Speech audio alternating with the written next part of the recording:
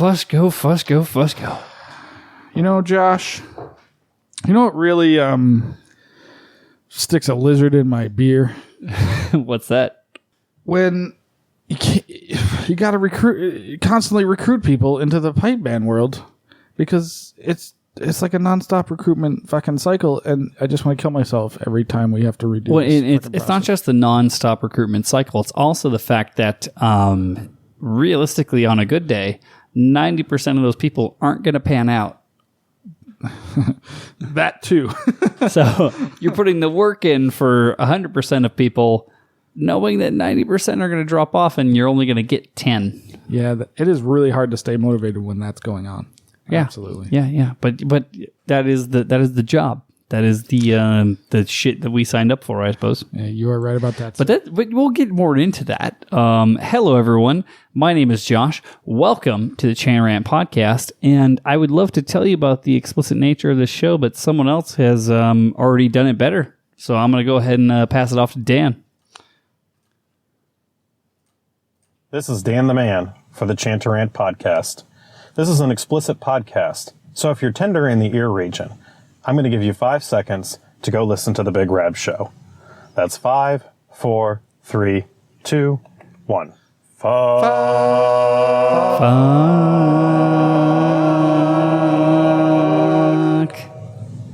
Wow.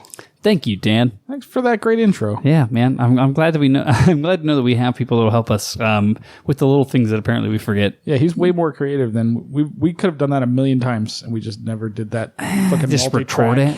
Yeah. Thing. Why do we never think of that? We do it live every time because we care about the people. We do. Yes, absolutely. So. Thank you, Dan, for that lovely intro. I just want to let everybody know that you can review the show on iTunes, Podbean, Stitcher, maybe Spotify. I'm still not sure. You can send us emails and voicemails to be played and or read on air. And let me tell you, if you think that you are famous in the pipe band world, you're not until you send Chanarant an email or voicemail to be read on air. We have people from all over the world that send us voicemails and emails. I mean, not tonight, but but normally. You can like us on Facebook, Instagram, Twitter, and if you're Australian, Snapchat. You can check out the Chanarant store at chanarant.com. And this episode of the Chanarant Podcast is brought to you by the patrons of the Chanarant Podcast, patreon.com/Chanarant. $5 a month. That's it. And you can help us put on this show. And you get lots of benefits, too, like stupid clips and bonus content, like Rab whining and crying about not being able to stream. Like our Skype interviews with Rab, like the random songs we do pre- and post-show when we're drunk. Special songs we do for our patrons. And also, you get entered into a raffle every month to win free merch. Every month you can win free Chanarant merch, and you get recognized on the episode of the Chanarant Podcast, sometimes in the break, sometimes in the beginning, sometimes in the end, when we just read your names out because we love all of you, and it's deserved. It is deserved for our patrons to have their names read on air. It is. So that's why I like to sprinkle it in. I change where I put it in the episodes every week so people can't skip past it. I mean, I guess they could anyway, but... Plus, we always put comedy bits into the reading of the patrons. The other thing that's interesting to me is I'm amazed that no one has signed up to be a patron and made their name something dirty just so I have to say it every week.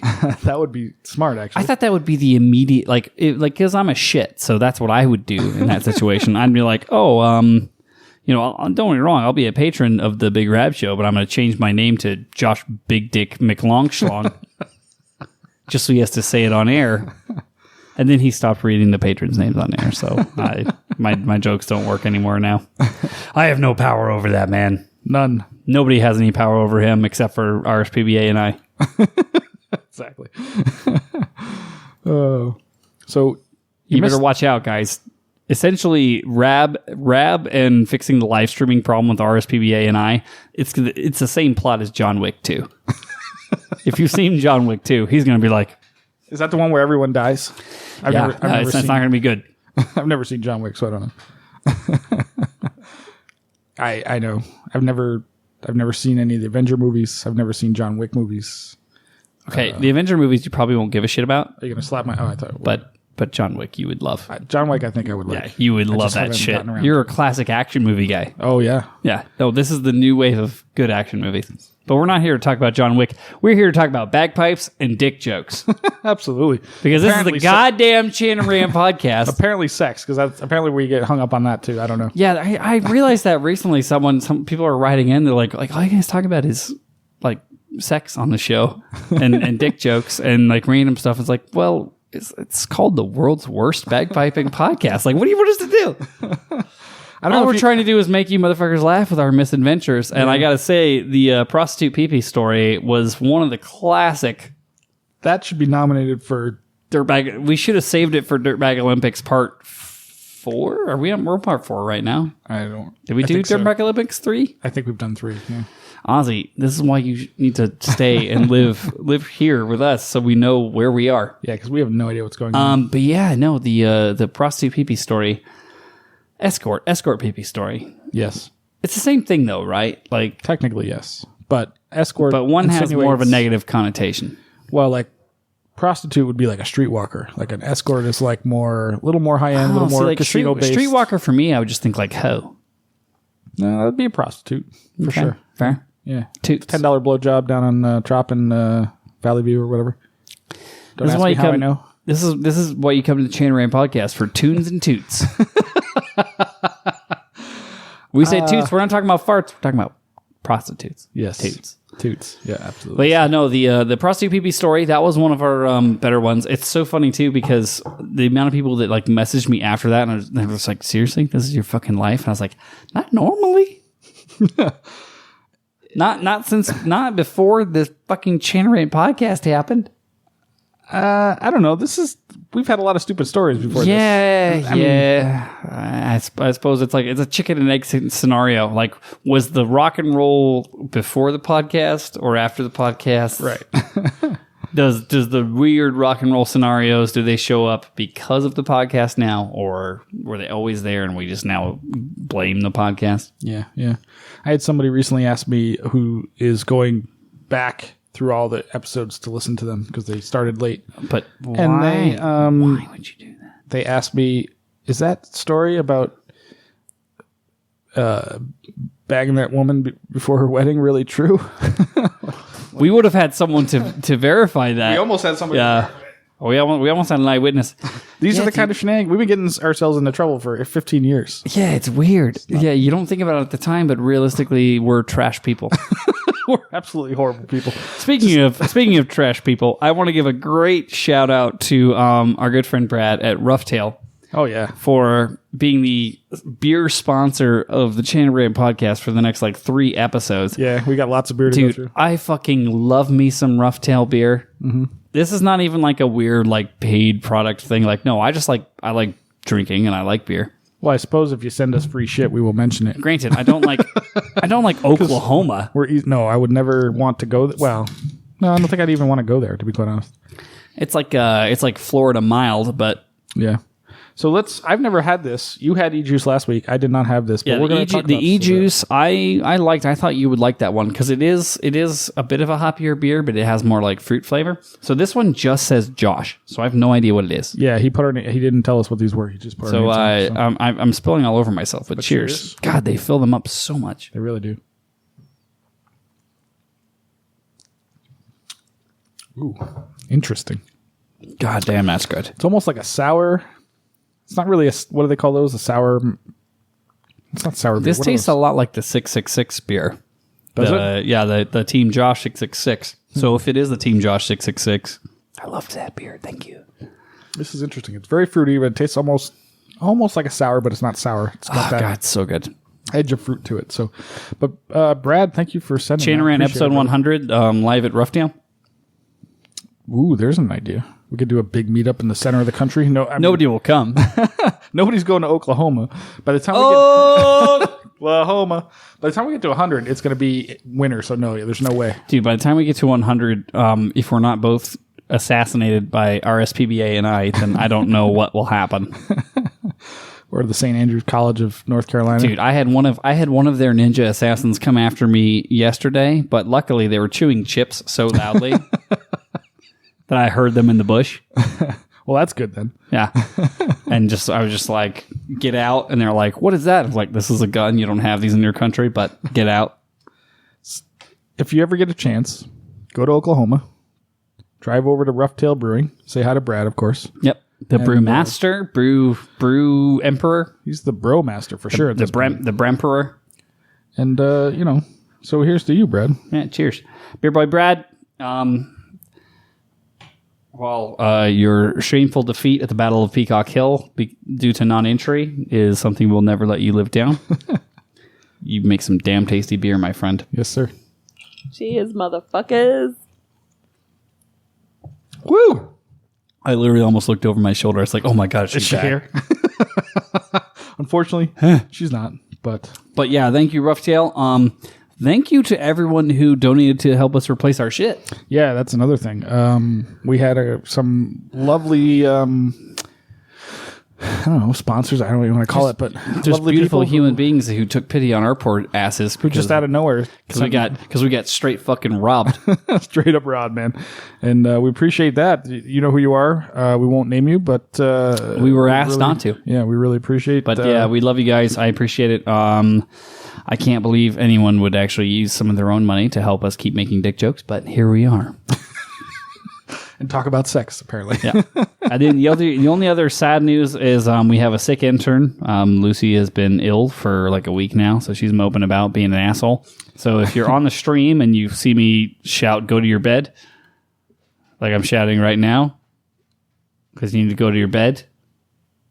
She's got That's because of the punky, sick Lucy dog. Strangely slowly, enough, go. $2,000 later, the vet doesn't know what's wrong with her. Huh. $2,000, huh? Yeah, which is why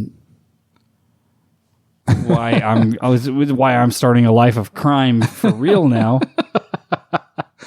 Yeah, we need to rob another bank, apparently. Yeah, Or make another video. I don't know. dude, Which. I just wanted to like beat the crap out of the doc and be like, take $2,000 out of their wallet, and they'd be like, why? I'm like, I don't know, Yeah. because that's what you told me when I asked about why is my dog sick. But alas, this is why we cannot have nice things. So I would just like to take a moment also to give another shout out to one of the true greats of the bagpipe world. One of the top 3 finalists at the Glenfiddich last year, as a matter of fact. Mr. Alex Gandy, who just got married this weekend. Actually, today, I believe. If he get Facebook married is to be believed. In timeline status, so we're not in a time warp currently, but he would have been married about this time in the UK, right? Right. Exactly. So, Like they're not getting married at fucking 4:00 in the morning, I'm assuming. I would assume not. No, but it was sometime today. They're from Eastern Canada. But special congratulations to Alex Gandy. Well done. Yeah. So You may not have won the Glenfiddich, but No, but you won in life, sir. You won in life. I saw a picture of his wife. He did win in life. Plus, it's not. We're recording this about 9:00, so he's probably balls deep right now in his wife. So I just so we don't have to worry about him coming on the show. no, never. I don't think we had to worry about that anyway. This episode's taking a weird turn. So It was cheers always to you, sir. doomed. Yeah. Cheers, Alex. Congratulations and getting married. Congrats to you and the missus. Actually, really congrats to you, because I feel like she's probably signed on for a lifetime of traveling to watch people play P-Brock in shitty hotel ballrooms. For the rest of time. Oh, that poor broad. If you've seen a P-Brock in one hotel ballroom, you've seen them all. They all start to run together. It's a level of beige that really cannot be described. Like everything is just gray or beige. It's like the food in the dystopian future movie. Yeah, that's how I describe the color palette of every ballroom where they do any kind of event. And you would know this if you were allowed to stream in those, but you're not. Yeah, you can't. So because RSPBI and I are cunts. They don't want you to know how. Well, it's because streaming so seriously affects the attendance of these events, even the free ones, apparently. So here's a funny thing about that. So Rab showed this. I don't think it was the most recent one, but like the last one before that. He's talking about the St. Lawrence O'Toole concert and how he's going to be there doing backstage stuff and whatever, but they won't let him stream it. Backstage stuff? Oh yeah. You know what happens backstage at a fucking pipe band concert, don't you? These guys are like rock stars. Someone's St. Lawrencing all those O'Tools. So anyway, I thought it was funny because he brings it up. He's like, "We will not be streaming it because St. Lawrence asked us not to." And I'm like, It's okay. That's ironic, but they're actually selling. I will say tickets this: and streams are the worst. Like, you should never have any kind of a situation where you don't get to actually film, edit, and then post content, and you're just streaming it without any kind of editorial or creative capability whatsoever. That's the worst thing you can ever do. Yeah, unless you have unless you have the means, money, and whatever of like a live sports program, and you could do it brilliantly at the moment. It's almost always worse. Yeah, it's a terrible idea. Yeah. But I will say this: I just don't. Okay, and correct me if I'm off base here, because we talked about this a bit on last week's episode, so I don't want to beat it to death.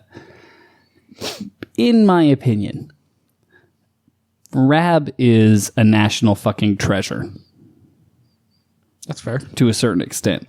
Because he actually goes out of his way to do the shit that we all want, and we all want to see, and just does it. And it was one thing when he would do it and nobody knew what live streaming was and Facebook video and all that kind of stuff. And so he was doing it and we were all enjoying it and it was all great.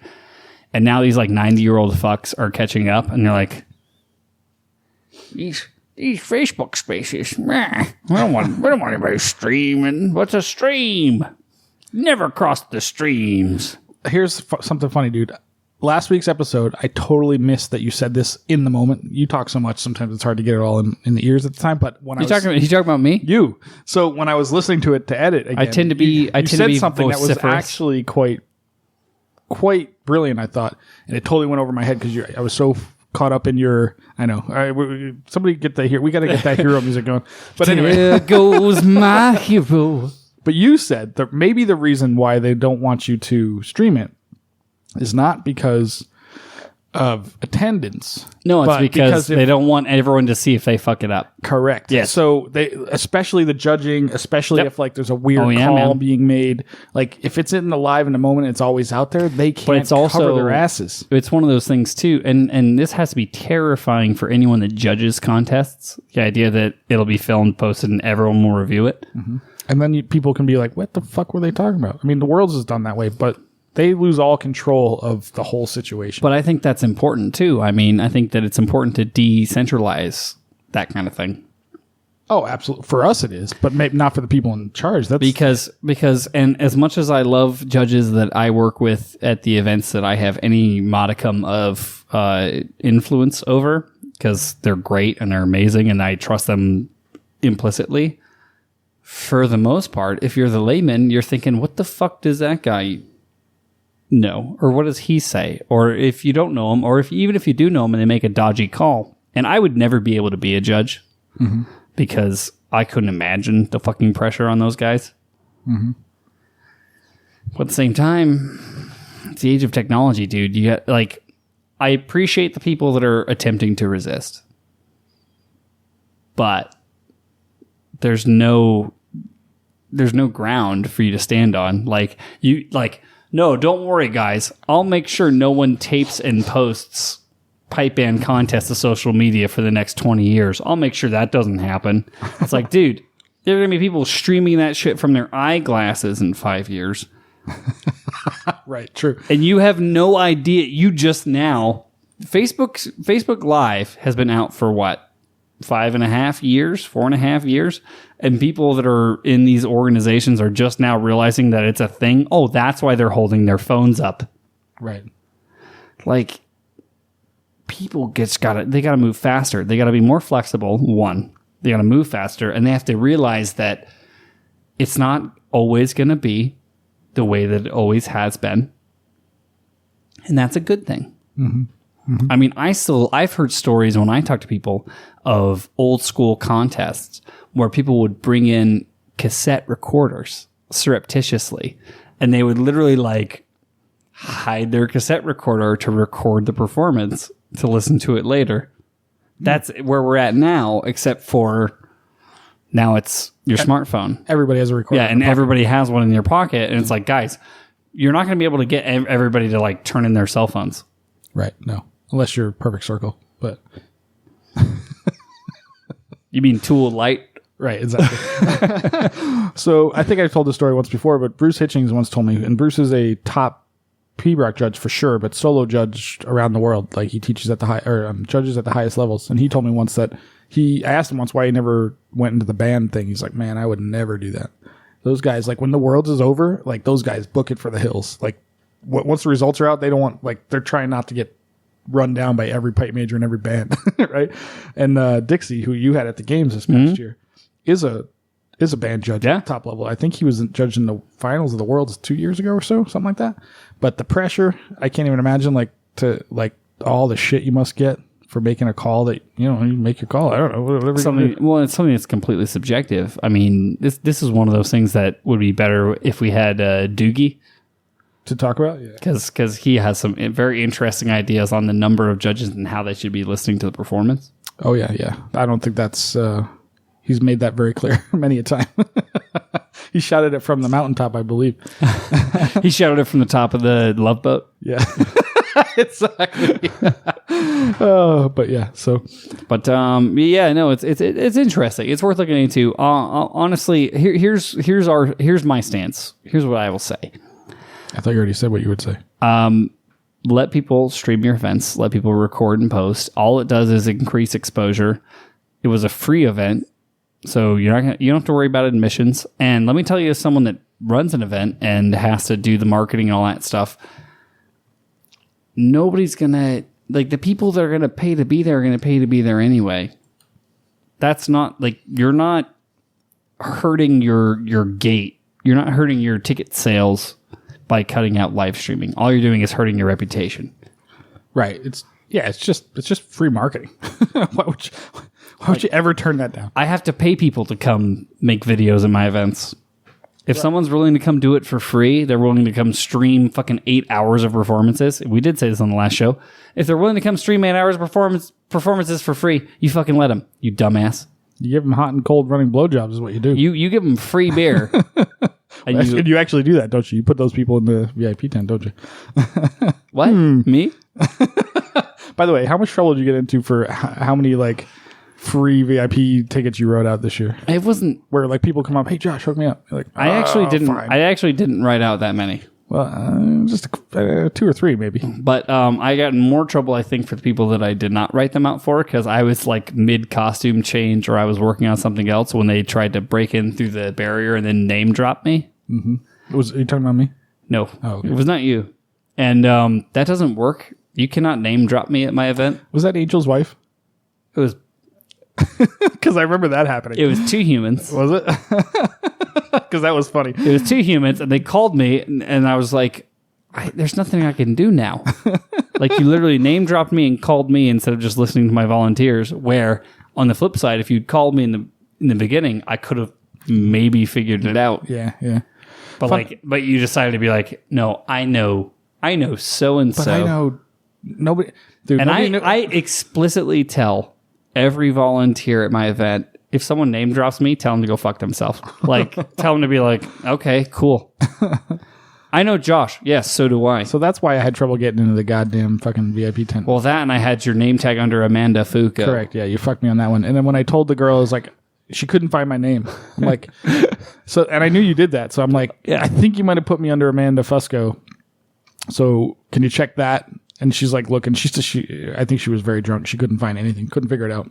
No, it wasn't there. Somebody else had to come over and figure it out. And then you were standing there like a dickhead in the back, like waving at me, like, "Fuck you." I was like, "You put me on the list, right?" Like, no. Well, it wasn't as much fun to. Don't get me wrong. It's always fun to fuck with you, but it was more fun to have you and Ozzy come in together. And then she was like walked right through, just breezed through because all of her stuff was sorted out. Of course, hers was, and yours was all fucked up intentionally. Yeah, you idiot. And I'm like, what the fuck is going on? Because you told me ahead of time, like, oh, I got you. You're on my, because each like. And Brad and Nick just walked. They were also in there. I'm like watching you, Brad, Nick, Aussie, Brad. I'm like, they're stopping me at the table. What the fuck is going on here? That's because I have awesome volunteers. Oh, Jesus Christ! Like, what the fuck, Dude, you do not want to try to bust into VIP, man. They will take you down. I didn't try to bust in. I mean, I But yeah, did the right thing. That was very funny. I enjoyed that thoroughly. Yeah, and then you came over eventually and like made it happen. But I didn't realize you were gonna fuck with me. I should have realized that ahead of time, but I didn't. Well, yeah, it was funny. So, do you think people out there even know what a VIP tent is? Not if they haven't been to the Vegas Games. Yeah, because is it the only place that does it? Other than, of course, the Worlds, where if you're a rich old person. Yeah, if you're a rich old fuck who rigs the game so that, field marshal wins, then you get to be in the VIP tent. But no, in our event, it's so funny too, because there's other events that have started to try to do something similar. And I got to say this, and I'm not going to name the name, but the VIP tent overall of the Las Vegas Highland Games, which is a huge draw for our judges, our entertainment, everything. People are always like, oh my God, I've never had hospitality like that. That VIP tent was not my idea. And it was the idea of someone that I will mention to you off microphone. I know who it is. And dude, credit where credit is due. It's a good idea. Oh, it's a great idea. Yeah. Well, I'm surprised nobody else hasn't. There has to be another games that picked up on that by now. One of the SoCal games tried to do it, but they just had like tap water and hot dogs, and it didn't really work. So it's not quite the same as we do hospitality here in sunny Las Vegas. Yeah, no, they definitely do it right here. I mean, it's food, pretty good food, open bar, catered food, man. The whole time you're there. Chef Keith from South Point Hotel. Yeah, man, it's very good. I didn't get it the last 2 years, but you hooked me up this year. And I did miss it the last 2 years, but I'm like, that's okay. I'll hang out with my band. You're banned forever now, so. What the fuck? I hope it was good. What did I do now? I hope you enjoyed it. Fucking Christ. I guess I got to buy it now, don't I? Mm-hmm. Dude, it's still a screaming deal. No, it's brilliant. But that was me. did you bang the mic? All right. Okay, so Aussie sent us a bunch of videos. I haven't looked through any of them, so I feel like we might have to save those. Yeah, I think we're going to put those out probably as patron-only gifts, But Dan the man who did our intro tonight, also sent me... did you see the image of the Chanarant bagpipe? Oh, yes. we definitely got to put these out on social media. Yeah, so we're gonna post the Chanarant bagpipe. It's how do you describe it? It looks like a Willie McCallum size bag. It's definitely Bannatyne, for sure. Yeah, definitely Bannatyne. And the chanter is a dildo, the bass drum's a dildo, the two tenors are a dildo, and the blow piece is a fleshlight. Yes. But look at the chanter dildo. It's like it might even be like a cucumber. It's definitely got a cucumber shaped. It's got a lot dildo. of bumps. It's got a lot of bumps on it. Where the other, the bass drum is a black dildo. And the tenor originally I thought this was Photoshop. It just hit me. I didn't even look at that. I didn't even. Originally I thought this was Photoshop, but now that I look at it, I realize it's a Polaroid. So oh yeah, it's a Polaroid of an actual bagpipe. Somebody, I bet you Eric Evanhouse has this in his house. Has it in his house? And Dan just took a picture of it and sent it to us. Notice it's got the zipper with the Corona bottle on it. Oh yeah, of course. It's got to have liquor involved, but a fleshlight for your blow stick, so you're blowing into a vagina essentially. Which is you're doing it wrong at that point, by the way. Oh, this is one of the funniest things I've seen. We've seen a lot of funny goddamn shit. I think from this guy. I can't remember who sent us the Darth Park stuff. We've got lots of that lately. Yeah. And Jesus Christ, we gotta do like a proper Star Wars like bit radio play. Yeah, there's gotta be something. Yeah, with Darth Parks. We're gonna have to start working on our voices and accents and stuff. But so scooting through, because how far? 30 minutes in. Okay, perfect. Yeah, plenty of time. So scooting through our news and updates. The Virginia Tattoo is this weekend. VTAT. VTAT is on. Yeah, it is. And our friends in Waken District competed this weekend. And I would like to congratulate them. Special shout out to Waken District. Dead last. Congratulations, guys. It's not easy to lose that hard. Yeah. Maybe you should have cut Joe Brady. That's my thought. Stop letting him play bass. That guy's dragging you down. Yeah. He looks great in glasses, but other than that. Aside from being a handsome guy who's good at putting logos on shit, I mean, Yeah. No, they came in fourth. That's all I know. fourth out of I think 6? they might have played up to grade 2. Fourth out of 3. Fourth out of yeah, exactly. Fourth out of 3 because they were the grade 3 playing up to grade 2 or something. I don't exactly know, but I know they came in last, which I think is funny because why not make fun of them for it? Yeah, because we no. But I love will you, say Joe. this: miss you, boys. Definitely good guys, very good guys. We should go. So we talked briefly about going up to was it Charleston? What's the one in November? Charleston, yeah, late October, early November, something like that. That'd be fun, right? Yeah, we've been invited again this year by both Waken District and Charleston Pipe Band. Ooh. So who do we choose? Let's go yellow flash it, dude. Service band. Go pick a service band and just flip them both off. Let's go service band it and fucking beat Wake. Ooh, I don't know if that's possible. They're very good. Well, we could beat them if they play up to grade 2. I don't know, There's man. no grade 2 service band. I don't even remember the last time I played with drums. Unless you count Glasgow Police, but I nearly karate chopped someone last time we had a drummer behind me because I was so not shocked. used to it. I was like, "Who are you? what are you doing in my band? Why are you behind me? Why are you making so much noise back there? Like I'm your drummer." I'm like, "A what? What do you call it? Drummer? What are those things in your hand? What do you do with those? Yeah, They make a lot of goddamn racket is what they do. So I like the part where they go,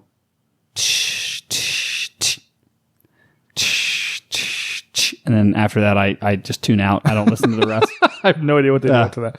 Why they're so important, I'll never know. But So the Virginia VTAT is going on right now. Congratulations to everyone that's there. I wish I was there, but alas, definitely. that would happen. That would have been fun too. The Woodland Games. Well, before we move on, real quick, next year we will be there. So I'm working on that. Yeah, well, don't fuck it up, goddammit. But I do want to put a special shout out in a note. Joe asked me to talk about this. Next year, the Spirit of 76 Pipe Band. Oh, fucking hell. Spirit of 76 wait. Pipe Band. You do the pitch for the Spirit of 76 Pipe Band. I'm going to do the music in the background. Ready?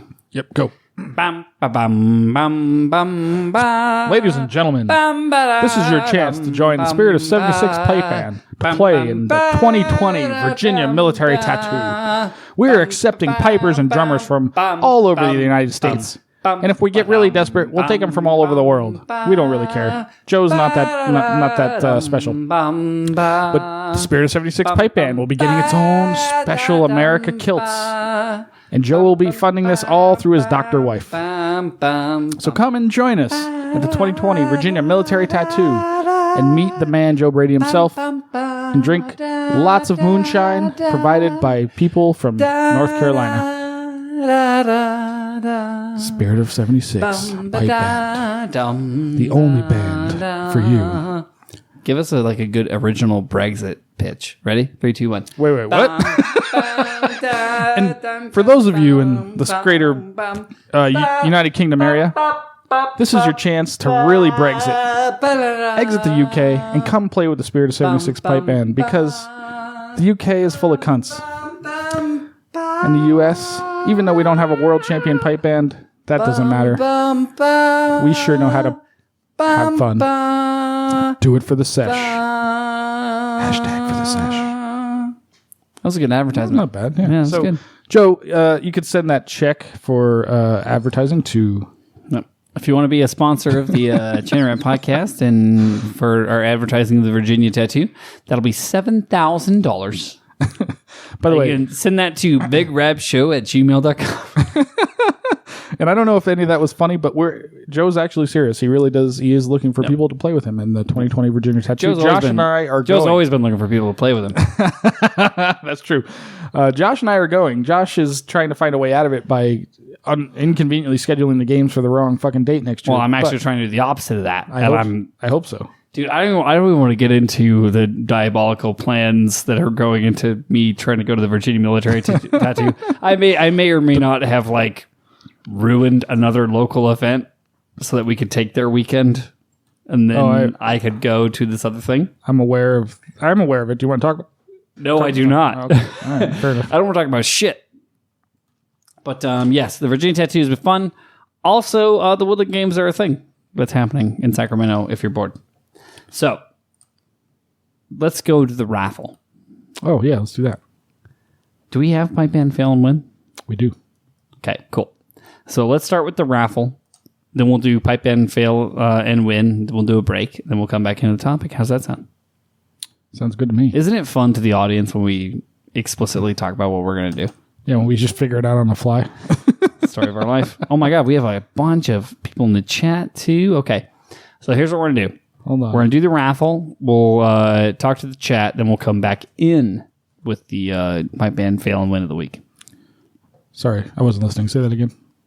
Do the raffle. Okay, got it. All right, so here we're going to do the usual thing. We're going to take votes from the audience, but Josh is going to be the final say. I'm looking at the chat right now.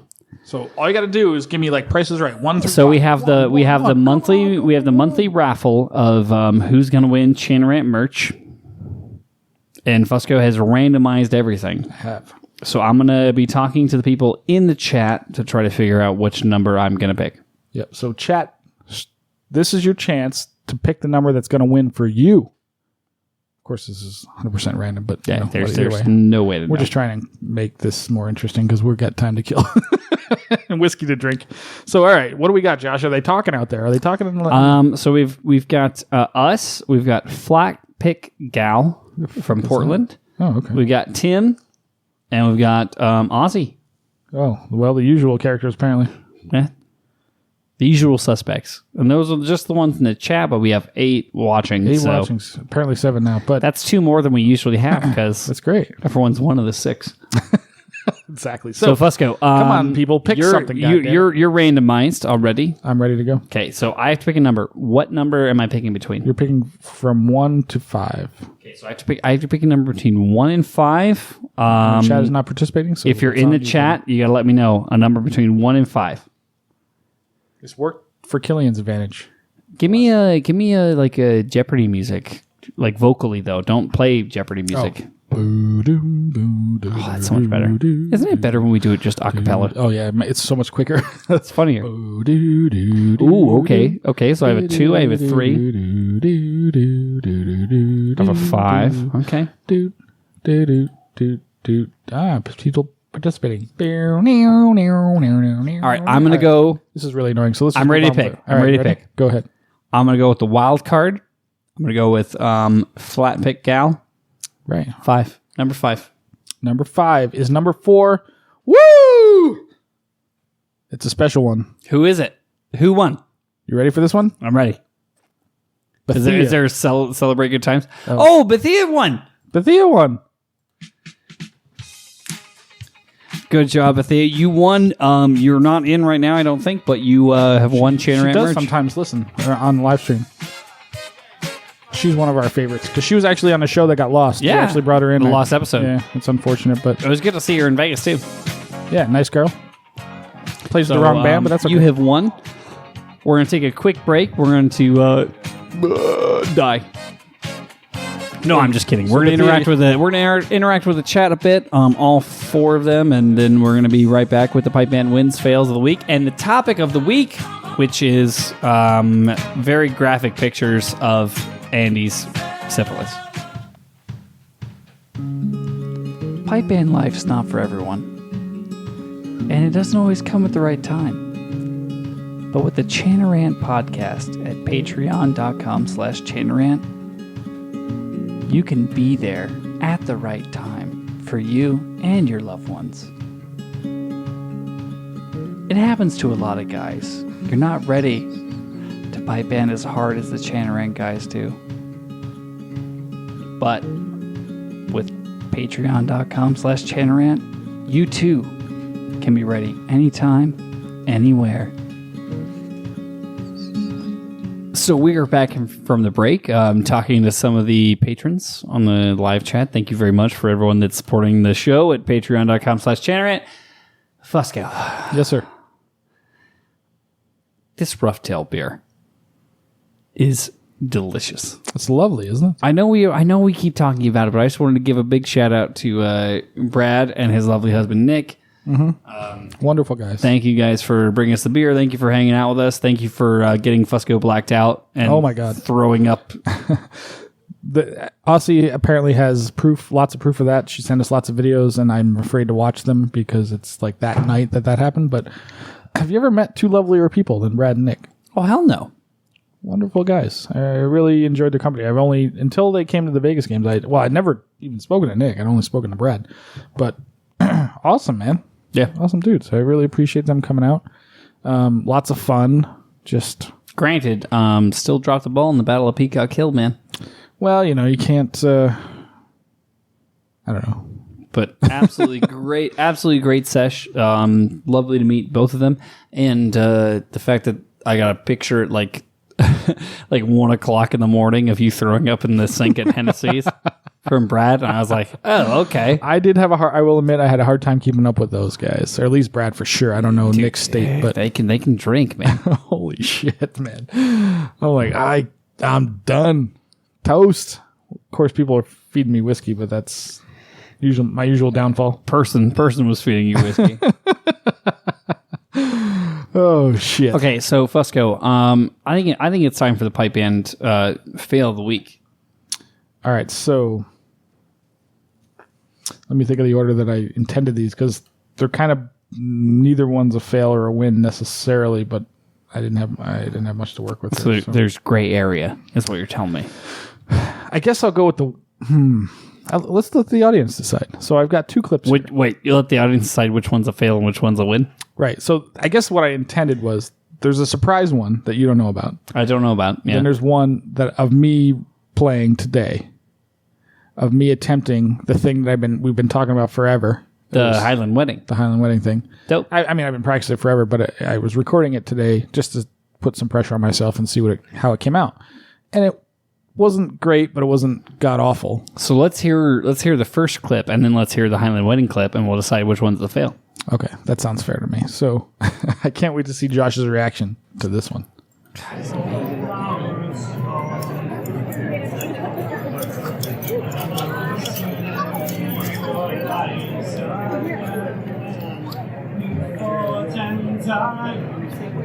Oh fuck. Keep listening. It starts to pick up later.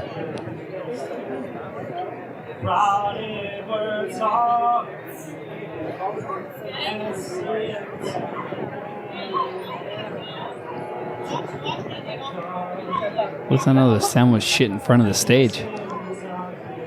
I was like a good 100 yards back, though. Yeah, I can hear myself very well.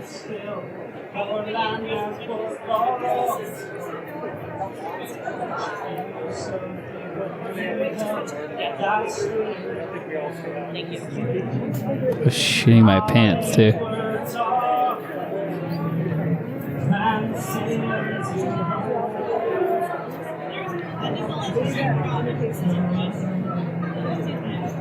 Wait, listen to this. You got a reasonable reaction. It's not bad. So that was McEachern, who got shanghaied into drafted. Yeah. shanghaied into singing "Flower of Scotland" at the Highland Games, at the Vegas Highland Games 2 weeks ago. Because why? Somebody didn't show up or something? Or what happened? So usually our MC and one of our performers, Neil O'Neill, does the anthems. Mm-hmm. And so he unfortunately could not make it. He wasn't feeling well. And so we had one of our other singers that could do the American national anthem, no problem, and Beth, and she killed it. Like, it was like she sang it, she nailed it, but nobody knew "Flower of Scotland." Right. And I heard it a million times at these events. And somebody playing on pipes, man. So I was in a mood. This is a Saturday morning. Saturday, you were ready. You were fucking full on balls. So I'm in you a had mood. Big balls that day. So I'm in a mood, and I'm just like fuck it. I'm putting out fires left and right. And someone came up to me and was like, "We have no one to fucking sing Flower of Scotland." I was like, "Ask so and so. Like, see if they know it."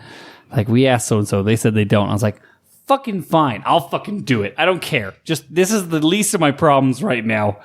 Is this like I have so many other things going on. This is the least of my problems. I don't care." That was my mistake. My mistake was I was like, I'll fucking do it. I don't care. Like, I have other shit. And then all of a sudden it's like 11:30 and they're like, all right, so you ready to do Flower of Scotland, right? I'm like, And then the fucking nerves kick in. You start feeling like you're going to shit yourself. well, and then, no, it's like I just keep my phone out because I'm like, oh, you're I'm like, reading the fucking lyrics? What a fucking cunt you are. no, I'm getting my phone out before the show Oh, okay. Sorry. and memorizing the lyrics like a rock star. And then while I was doing the performance, I did it from memory. Oh, okay. So you didn't have an iPad out there like a fucking idiot? No, because I'm a goddamn professional, Andrew. Hey, man, I don't work on a fucking iPad. I just worked in bands that have used iPads. Yeah. No, I literally, and the funniest thing was, so have you ever been to the equipment yard of the Vegas Games? Yes. Yeah, the yard where like all the roughnecks hang out. Yes. And so that's where I was like practicing. Mm-hmm. So because I had to go change, right? Like I was in my work clothes. I was like, oh fuck, I have to go put a kilt on. I have to do all this shit for opening. And so I'm running down there and I'm just pacing. I'm in the yard where like all the ATVs and the gasoline and everything is. And I'm pacing back and forth and I'm like reciting Flower of Scotland over and over and over again. Yeah. Well, you nailed it. I mean, I don't. Hey, it was hard to hear from where I was, but like, dude, I like the first draft of that was me singing to the ops guys that were all drinking light beer in the equipment yard by the ATVs at like 10 a.m. And I'm sitting there, I was like, okay, you guys tell me what you think of this. And I literally like belted out and there's like, yeah, fuck, that sounds pretty good. these are all a bunch of drunks. It's like Angus and Bo and Mike Sickles and like a bunch of like guys that are picking up trash and all that stuff. That was my test audience, man. And oh, Jesus Christ. To be honest, I'm fucking with you, but it wasn't. I thought they were, dude. I thought they were Pretty kidding. decent, Like when I said fuck it, I'll just do it. I thought they would find someone else. And then in the beginning, I'm just Who are like, they gonna find? And in the beginning, I'm just like, okay, so my friend Neil usually does this, and he's better at it than me. No, you did fine, man. Like one way out would have been to have somebody playing on pipes. That would have been an easy way out. But. Yeah, but there'd probably be shit. I mean, keep in mind the people. Keep in mind the fucking bagpipers we had there. Like they're all trash. You could ask me. I'm pretty good at that too. Like all the bands we had sucked. All the pipers we had there sucked. Well, that's you true. know, like if I had your host band was shit. If I had a professional, maybe I would have had someone play it on pipes. But there were no pros to be found in that place. all I had was like the just lowest common denominator of people that happened to live close to Las Vegas. Oh, come on. It wasn't that bad. I'm just fucking with everybody. Yeah, we're fucking with all you guys. Totally kidding. Oh my god, we had the fucking Pasadena Scots out, dude. We had the amazing Phoenix pipe band out. Yeah. We didn't have Glendora because they're a bunch of cunts. Hey, they're kids, man. You can't say that. Oh, wait. I guess you can. Well, they're over 16 probably. Kids are cunts. If we know there's that. anything we've learned from Aussie. There's one thing Straya gets right is that kids are cunts. Yeah, we didn't have Glendora because they were too busy giving each other OTP hand jobs. By the way, did you see at their fucking prom? Did you see? Guess what, kids? Life gets better after high school. It's pointless. Stop wasting your time on going to fucking Glendora prom. Come play bagpipes at the Las Vegas Highland Games. By the way, did you see that? Did you see the Snapchat of Honey Bourbon recently, where he had a nephew? I guess it wasn't him jerking off, right? Okay, he was holding a baby, and I was very nervous. So I was like looking at it. I'm like, what the fuck is he doing holding the baby? So his sister or brother, it's okay. Somebody must have that baby was raised by snakes. Congratulations, Honey Bourbon, to being an uncle. I can't imagine him being involved in a child's life, but he's a funny motherfucker. The kid will have a good sense of humor. The story of that kid's life is gonna be like, don't be like your ginger uncle. Yeah, it's gonna be a whole lot of like, all right, so this is just stay away from him. He's a little off. So essentially, we haven't figured out which one's the win and which one is the fail. Because one is me and one is you. Right. So I thought this was a good idea because everybody gives a shit for shitting on everybody. So now we're going to shit on ourselves. Man. You think a lot of dumb stuff is a good idea. Yeah, we're going to shit on ourselves. So I thought this would be fun for each other to shit on each other. Let her rip. Here we go. I don't know if I'm ready for this. I'm ready. I want to hear it, man. I bet it's better than you think.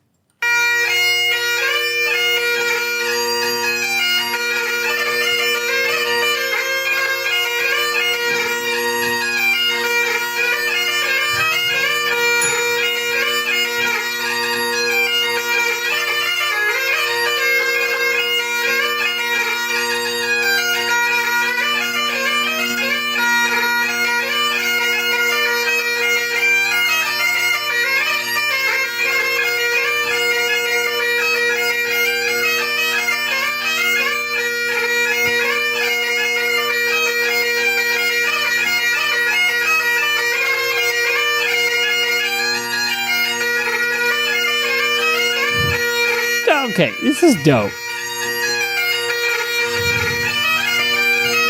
You know what the thing is that is most interesting to me about this performance? Is that you're slowing down on the easy parts. It's a little lack of control going on for sure. But the parts that are technically incredibly difficult, you just blow right through. Like Well, I it's practice like those a lot. Yeah, I was say you blow right through them like it's no big deal. And like the weird like transitional slow parts, that's when you like tend to Hesitate pull or back whatever. and slow down.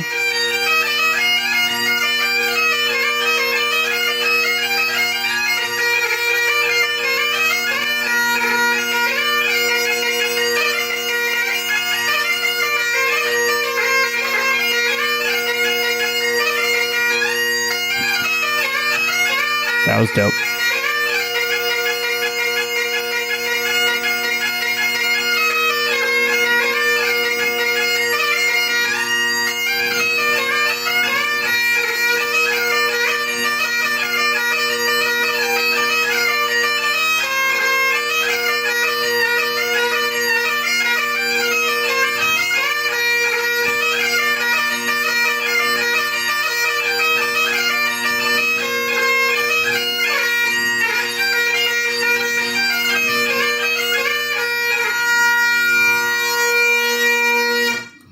That was good. I like that.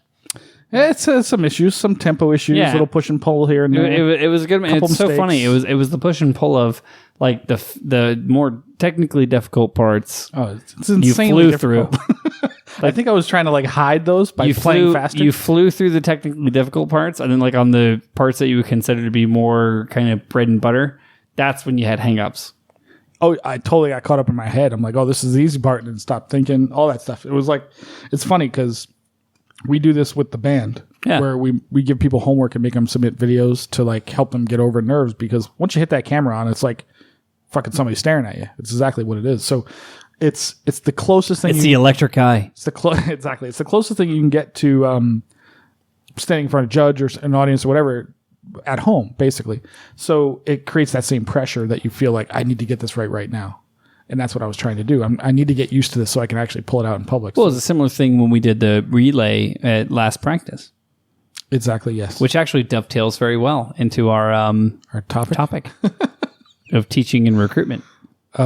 Chat, if you're out there, go ahead and send in your reviews. I'd love to hear you guys shit on me. It'd be fun. Or Josh for that, especially Josh. If you want to shit on his singing, that'd be great. But Dude, I'll do it again. I'll do it for the do patrons it right now. Yeah, We'll do it at the end. We'll have Josh sing. I'll do it for the patrons. But yeah, no, go ahead. Yeah. But yeah, no. So I talked to you about this a little bit, but you don't really know where it went. I'm aware the meeting happened. I had a meeting.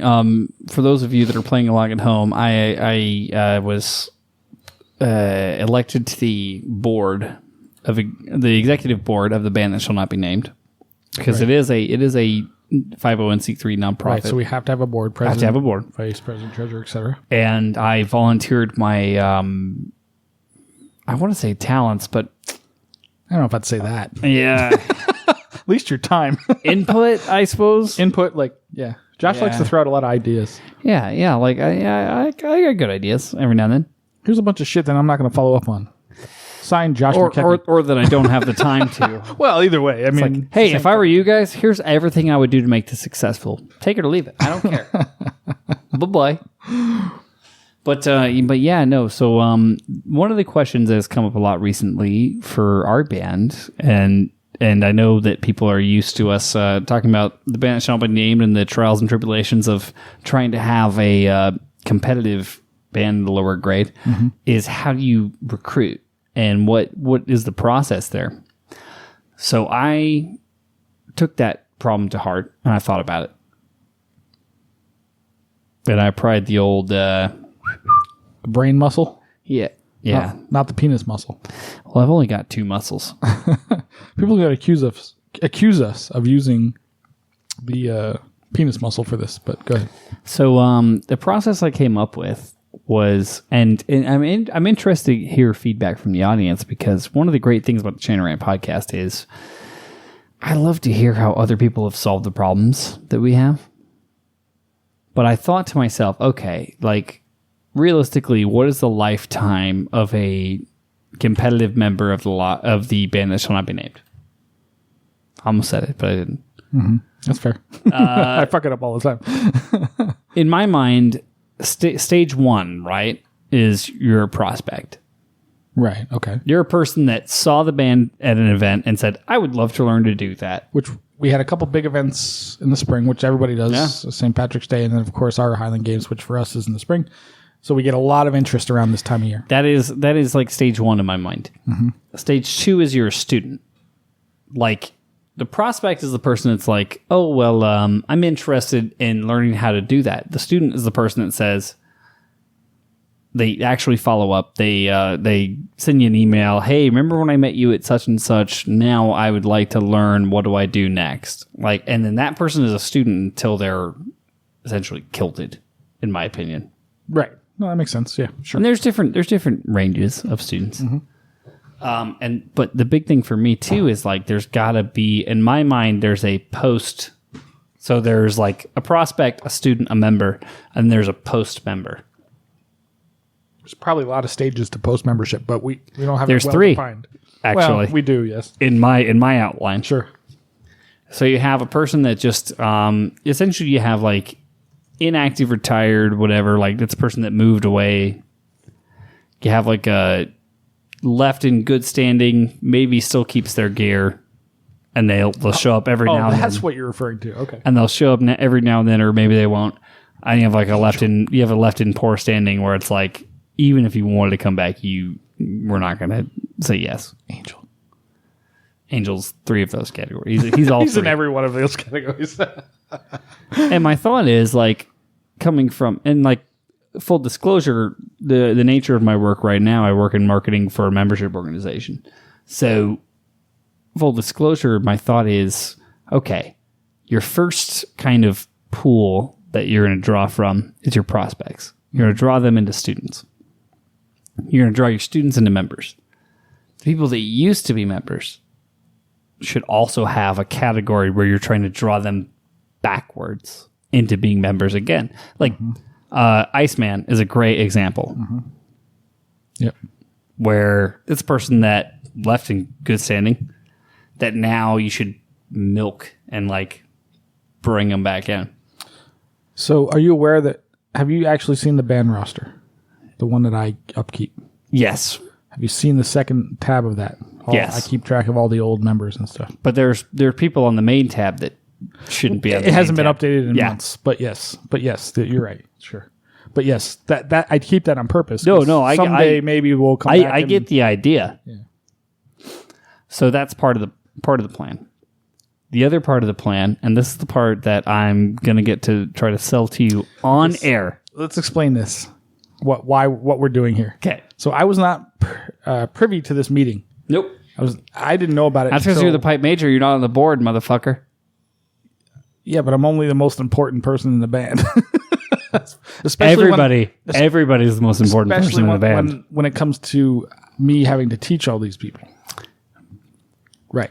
So, but you called me at like 5:00 on a fucking Friday, like, "Hey, I'm meeting with Lauren. Are you available?" I'm like, "I teach." Well, no, dojo. I wanted to ask you a couple questions quickly, just to see, because I wasn't completely sure where we are at in our current process. Sure. Because I'm not involved in that process. Sure. Nobody is for the most part. So the questions I had for you were mostly like, what are we doing right now before I decide to design a new system? Sure. I get that. Sure. So I know nothing that happened. So Josh is coming to me tonight with the idea that I'm going to sell you on this process that Lauren and I came up with, or whatever they discussed. I know nothing. I really don't know where they're at with this. So I have some ideas. Because And I can say, correct me if I'm mistaken. One of my few things that I'm good at is fixing systems. I actually wouldn't know, to be honest. But like I can take something that's like not working really well, and just like boop boop boop, and just tweak a bit and make it work good. I could see that. Yeah. It's one of my gifts aside from having a gigantic dong. Just ask your. Wait, we'll get into that later. Easy now. Sorry, go ahead. Now keep But going. yeah. I'm listening. So I took input that I didn't like receive directly from you. I received it while we were doing the board meeting. Yeah. Okay. And the input I got was I need backup. Mm-hmm. One, I need more people to be involved in this process than just fucking me. And the biggest thing that I took, one of the big things I took was you have no effing idea whether or not people are actually going to show or not, which means if nobody shows, it's a complete waste of your time. Correct. That happens. Yes. So okay, which also has to frustrate the shit out of you. Well, let's back up. I would be furious. Potentially, yes. But here's what we did. Remember 6 months ago, I don't remember what it was. We had a show where we talked to JD Inger and Eminem. Talked about what his band did. This might have even been last summer at this point, but where like they would have like open sessions for $5, $10, but whatever it was. I don't remember the dollar amount. So we kind of started to go to that where we opened Saturdays to just anybody. Like, come and play with us. We'll teach you for $10 a session. I mean, you got to buy your sticks and pad, of course, but I mean, we're not going to go negative on this fucking shit. But so that's kind of where we went with it. So we put stuff out on Facebook and wherever, just like open sessions at Saturdays at noon at this location, blah, blah, blah. The problem with that is somebody's always got to be there and nobody ever fucking shows. So what started to happen was we get one or two people every couple of weeks, maybe once a month, started to show. And then we'd get, and it was just me because I didn't want to waste other people's time. Let me figure out how this is going to work and then we'll sort it out later, right? But we don't have a drum teacher either, right? So it was basically me doing everything. So then people would start to show at the same time. And I'm like, I don't know what to fucking do. So now we got one person learning drums for 2 months, and then another person new would show up 2 months later. Now we got people at two different stages, and I got pipers and drummers all at the same fucking time. So now it's a complete catastrophe, right? So the big issue is there's not enough people to maintain. But what also happens is people don't show from week to week because it's just completely like, if you have an open session, the whole point is to give them the freedom to show up when they want. The problem is you got to be there regardless. You don't know if they're coming or not. I mean, you could try to work that out, but I can only do so much of trying to figure that out. So that you're hitting on a point of, yes, that's a major difficult issue. When you try to like just cattle call a whole group of fucking people, like leave it open, keep pushing it, open sessions on Saturdays at noon. But then every time somebody new shows up, you're fucking starting with left and right, or this is the scale. And now you got this other guy who's playing Amazing Grace, and like, what the fuck do? You need 17 people for just 17 different levels, right? And that doesn't make any sense. There's no efficiency to that. So I'm ready to listen. Go. It's now the part where you let me solve your problem. Go ahead. So I've solved your problem. I would love this idea. Go. Get up to the microphone. Because I love this idea. Go. Because I'm sitting back. I'm just going to let you go. Sell this to me. That's okay. Well, you need to be able to talk to the microphone because it's a podcast. I get it. So I've solved your problem. All right. I completely agree with all of your grief and gripes. And it immediately I was never involved in this process before. And as soon as you kind of told me more about it, as soon as the first time you gave me the spiel that you just gave to the podcast, I was like, this is fucking ridiculous. Yes. This makes no sense. This is a complete waste of time, energy, and money. So, are you ready for my pitch? Sell me, baby. So here's my pitch. Cock and a walk, baby. Sell me. You talked about the open... It'll be so much easier for everyone if we have an open call on Saturdays and anyone can show up of any skill level. But that's false. Okay. You're working the problem from the wrong angle, in my opinion. Here's what I would say. We all know that in a group lesson scenario, the only person that gets attention is the worst player. Not the worst, but like the newest or the most inexperienced player. Squeaky wheel. So everybody else that is there is not getting attention and therefore attrition, right? They drop off. Potentially, except that I separated everybody to stop that from happening. But you also can't cover both. I can't do both pipes and drums and not everybody can do Saturdays reliably. Correct. That's why sometimes Tuesdays, for that matter. that's why sometimes you show up and there's no one there. Correct. So here's my proposal. And you heard a little bit of this at the board meeting. I would like you to teach 2 instructors. Okay. 2 members of the band. They could be beginning instructors. Mm-hmm. So what I want is I want a total of 4.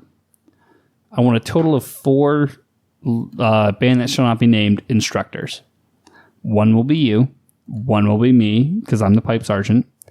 And then 2 more. Probably pipe corporals would be good, but it really is going to depend on who's willing to put their time in. Do we have pipe corporals? You tell me, man. We don't. You're the one that appoints pipe corporals. We don't, because who would that be? I want 4 people. 2 of them are you and I. Okay. Those 4 people working the problem backwards instead of where we're at, where it's like everyone show up on Saturday and we'll figure it out. Work the problem backwards where people who are prospects and or students are just assigned to an instructor of those 4. Okay. And it doesn't have to be a Saturday at noon where they're in a group where maybe there's a new person that derails their entire lesson. What's the money situation here? Well, I don't know what the money situation is currently. So that's true. So currently the way we do it with groups, and the reason we did groups, one of the big reasons is to try to keep the cost low for the newer people to try it out, see if they like it before they're spending whatever, $40 an hour, $30, or whatever it is. I don't know, whatever any teacher charges. So we currently, it's $10 a week for group lessons on a Saturday. If you're a beginner. 10 for a solo is fine. Then just split it. Half to the instructor, half to the band. Well, I don't even care about whatever the split. It's really neither here nor there. I don't give a shit. So let's just say you assign somebody. Like if I'm an instructor in this scenario, I am never going to make a living off of teaching someone bagpipes for an hour. No, of course not. So I'm doing it because I want that person to become a piper or a drummer in the band. I can't teach drums, unfortunately. You can. Mm-hmm.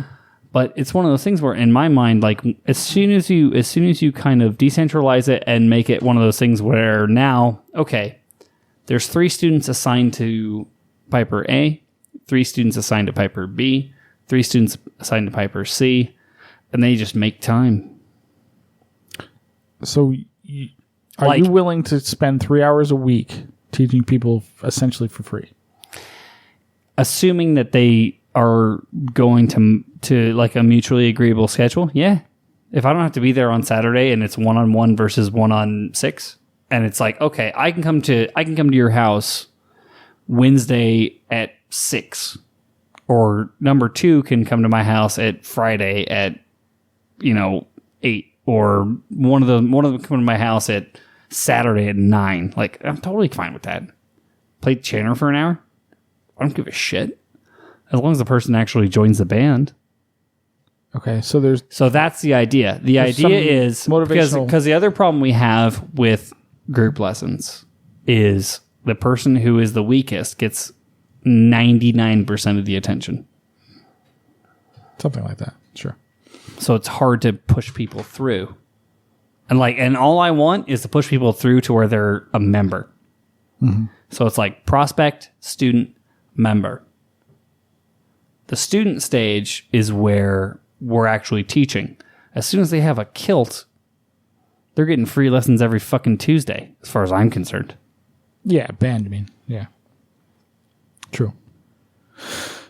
So. But it's moving people efficiently from the prospect category to the student category. Like following up, checking on that. And that's not a thing that you should be doing, in my opinion. In my opinion... That's absolutely 100% true. In my opinion, the person that's moving people from the prospect category, doing the follow-ups to the students, is just another member that is involved in the group. They get those people funneled to an instructor. So as soon as you're moving from prospect to student, now, okay, I'm going to put you with Andy, or I'm going to put you with Josh, or I'm going to put you with 2 nameless instructors. And if they're a rock star and the people that are nameless instructors are like, this person's getting good enough to where I don't want to teach them anymore, fucking send them up the chain. Okay, questions. But nobody needs you or I to teach them the fucking scale. No, they do not. Anybody in our band right now could teach the scale. Would you trust anybody other than you and me in our band, including Angel, to teach people proper scale navigation? But here's the thing. I.e., no crossing noises. Here's the thing. Part one. Can you hear anybody in our band that doesn't play crossing noise right now, other than you and me? Part one of the plan is teaching teachers. That doesn't mean they can do it. But as long as Pick two people right now. You make the decision. Okay. And I'll bleep their names out, or just mouth them to me. Boop and boop. I have no idea.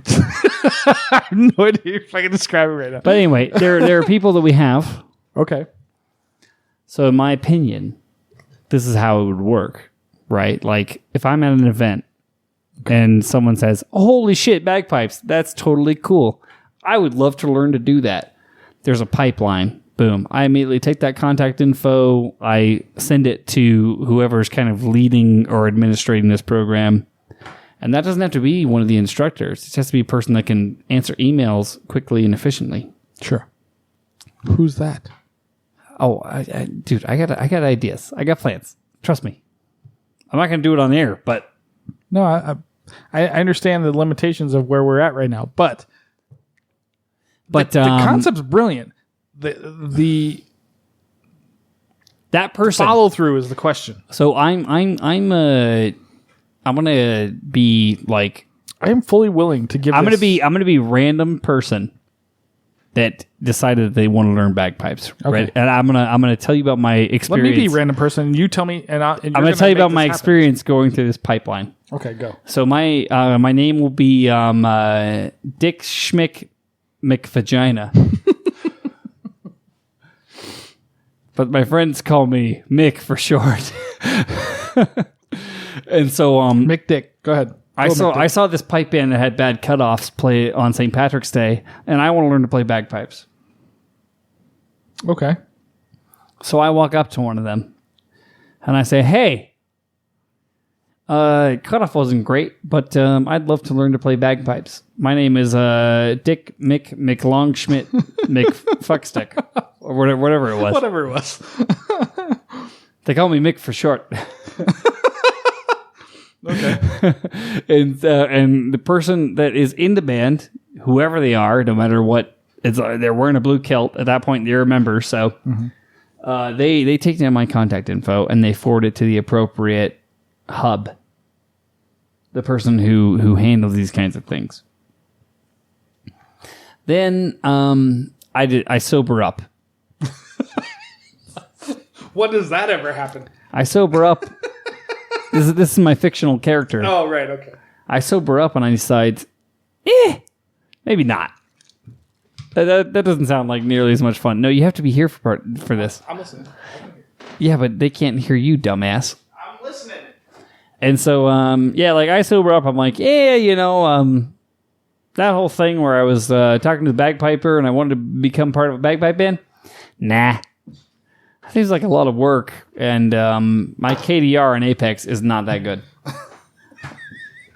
So I just kind of assume that I'll never hear from them again. But then, guess what? This hub person, we'll call them Jingle Dicks. Jingle Dicks McFuckstein all of a sudden sends you an email. And says, "Hey, it was great talking to you at such and such event. You said you were interested in maybe learn how to play. You should come down and just hang for a minute." And then Jingle Dicks McFuckstein, after that person doesn't come down the first week, says, "Ah, man, we really missed you last night. We had a great time. Here's a clip. But if you're just not man enough to do it, that's okay." I like that. Okay. Peer pressure. Challenge their manhood. Fair enough. Then McDinglefuck McFuckstick whatever his name was, he's going to be like, well, shit, now, I mean, all right, I guess I'll go. All you got to do is get in there once. Let him play some music. Let him do something. Let him hear it. That's the pipeline. Okay, so here's my counter. That person's going to be like, you know what? You're above the age of people who hear a lot of foul language. Josh would be a good instructor for you. Okay. Or like, you're a Mo. Fusco. I am the wrong one for Mo's. I can rein it if I need to. Does anybody know what a Mo is besides, like, when I say a Mo? West Coast United States people know what it is. Fair play. But yeah. Okay. So. And then the pipe major is just happy. So here's what it's not a counter offer, but it's an add-on. So here's what I think. Let's put your plan into place. Let's go, I don't know, pick 6 months. I don't give a fuck. Pick a number. Doesn't really matter. 6 months. 12 years. So by the concert next year, right? Take me out of the loop 100%. Other than I need to be there on Saturdays at noon. Whatever the date is. Well, the whole point is your role becomes teaching the teachers how to teach. Okay, that's fair. That's your role. Except for drummers. Your role will be... Except for drummers. Well, drums, you're the only person that knows anything about it. Correct. I'm talking about for pipers explicitly. You're going to show... That's not our only problem, dude. You can't just say pipers explicitly. No, I'm saying... a whole big issue here. Oh, yeah, we got multiple issues. I'm saying for this one, we're gonna try to knock one issue out at a time. But that's not our biggest issue. For this one issue, I would say... Come up with a solution for drums. Dude, I'm not God. I know, but what do we need more? Like, don't get me wrong. I'm pretty fucking awesome, but I don't have a solution to the drum problem. Let me tell you the solution I have. Don't even. Okay. Don't even do it. I can solve one thing at a time. Here's my thought for this thing. Okay, I'm with you. Because I think this thing would work. But I'm willing part of to give you and Lauren 100% autonomy on the Piper thing for 6 months. If it's better, I'm shit at this. Don't get me wrong. I am awful at organization. There's no doubt about it. Well, here's because the thing. I'm trying to manage 17 people in 17 different places. You're awful at people. Well, you are awful at people. No, you're fantastic at music. I'm awful at people. I'm not bad at new people. Dude, okay. What's your pitch? Okay, let me figure this out. What's I'm your bad pitch? at new people. I'm bad at old people, but I'm pretty good in the middle. You're like not a okay. And I'm really good with kids. Let's just start there. You're fantastic with, and I can't teach kids. Mostly, I hate adults. So. I can't teach kids because I say fuck too much. Yes, and I love kids because I can hold it together, and I enjoy kids. I don't know why. Adults drive me fucking nuts. Please don't clip that. Please. Oh, dude, I should do it. I clip myself. I love kids. No, actually, and it's a weird thing because I think you're naturally great with tiny humans because tiny humans are also like sociopathic narcissists. Correct. which you completely understand and you can work with. Right. Yeah. Yeah. I just don't like tiny humans because I can't tell them to go fuck themselves because then their parents get mad. Right. Exactly. All right. So let's go back to the point. If I could swear to.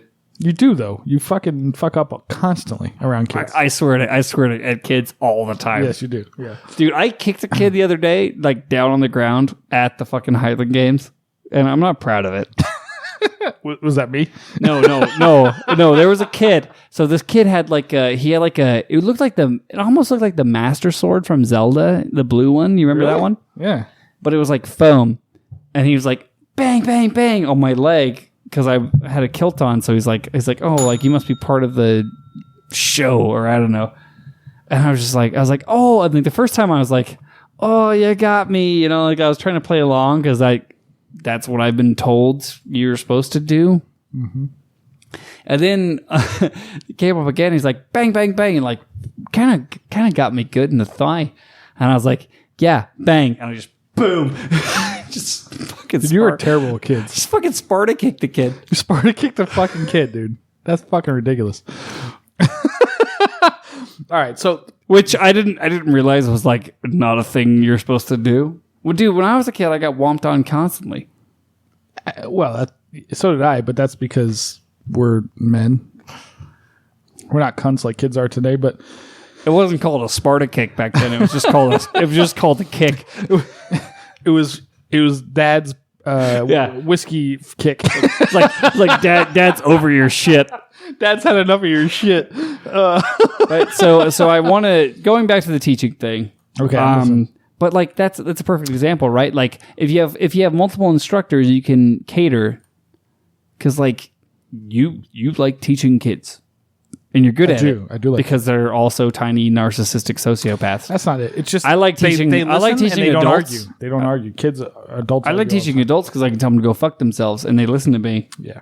or they quit. I don't care either way. Right. Okay, so here's the.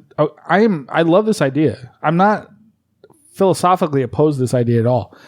I've always tried to protect everybody else under me from what I've been through, in the sense that these people are going to leave. They're going to leave in droves because that's what happens. And you guys are going to fucking get frustrated. And then it's like nobody else has to deal with it right now other than me. So you guys just live your happy little lives. And all you're supposed to do is do your fucking job, right? We talk about this all the time, the Bill Belichick method. Show up, and do your job. Do your fucking job. Of course, people don't do that. They don't know their fucking music, but that's neither here nor there. We tried to protect students from having to take on extra responsibilities of doing this. Other than you and me, you mentioned one, the female. She maybe is a little better than everybody else. Here's Everybody else. Do they have the ability to pull this off? Do you want to know where I stole this format I from? would love to know. If this is a Joe Brady method, I'm going to fucking shoot myself. I stole this format from motorcycle clubs. What the fuck? You mean like fucking Sons of Anarchy and shit? Like a motorcycle club. Okay, go ahead. I'm listening. You have a prospect. A prospect would be what we call a student at that point. This is like fucking goddamn. This is not motorcycle club. This is fucking that bullshit you did in college. No. Trust me, it's not fraternity life because I would have cut everybody. You would have killed everybody. No. So the way it works is, and it's not so much about the student end of like what is my category, where am I at. It's about every member, which anybody that's got a blue kilt is a member. Correct. Yes. Every member has to be invested in every part of this process. They should be. Yes. No, it's going to be super fucking mandatory. I'm with you. And that is where this idea comes from, where every member, like, pick one of the weakest players in the band that's kilted. They could teach a fucking scale. They could teach Green Hills. I agree. Everyone, Well, I don't know about Green Hills, but okay. A scale for sure. everyone has to become involved. Okay. Everyone All right, has to so- become involved in this process. Okay. So I have two. And I have it's, two it's thoughts like on this. it's like the Jedi, right? agree. Like it's like the Jedi. Having a student is part of being a good piper. Okay. So, You can't Hold be on. you can't be a master without a fucking Padawan, dude. yes, but let me fucking talk here. You're right.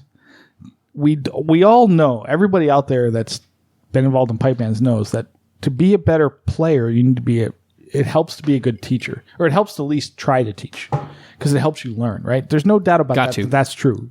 Absolutely. However,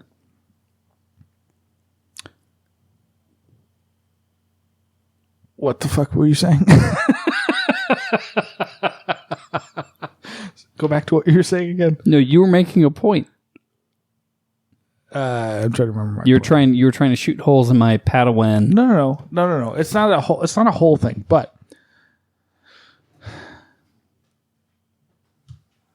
This is going to be very difficult for you because I'm right. it's not that. It's I'm not. so right. No. Go ahead. Tell me why you're right.